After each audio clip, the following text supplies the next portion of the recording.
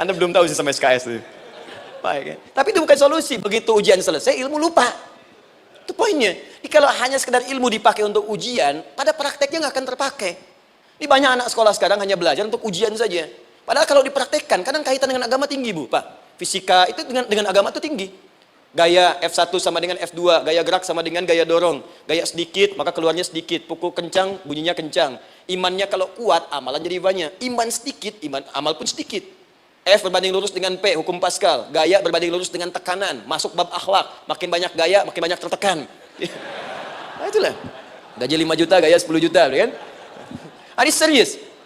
Serius. Di divisi apapun Anda, saya 3 sepekan lalu lah. Takziah ke tempatnya Yang Habibie. Terus diminta tausiah di sana. Dan saya perhatikan beliau termasuk yang paling serius ketika diberikan tugas apapun. Gak pernah diberikan amanah, kecuali mencintai pekerjaan itu.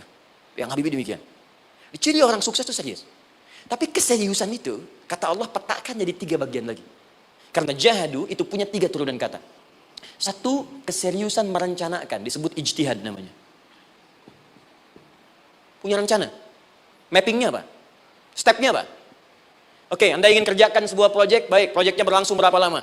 Target kita apa? Jangka panjangnya, menengahnya, jangka pendeknya. Kemudian apa tantangan yang akan dihadapi di setiap tahapan-tahapannya? Selesaikan. Bahkan saking pentingnya tahap perencanaan ini ditunjukkan oleh Allah langsung lewat sholat. Teman-teman masih ingat sholat pertama yang kita kerjakan setiap hari, sholat apa namanya? Subuh. Apa artinya subuh? Tuh, ini masalahnya.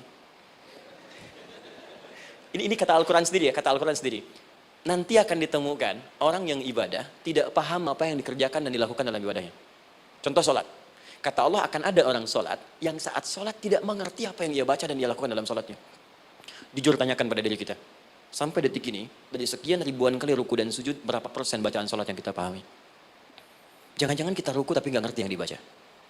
Sujud tak paham yang diungkapkan. Bagaimana bisa khusyuk? Mustahil.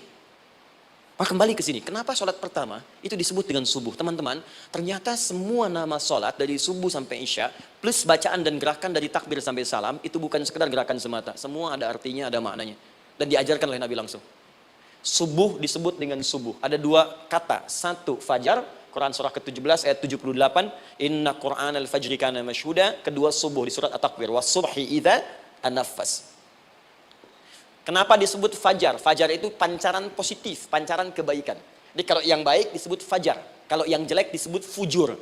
Fujur ada di Quran surah 91 ayat 7 sampai 8. Wa nafsi wa ma sawwaha fa alhamaha fujuraha wa taqwaha. Fujur itu rambatan gelombang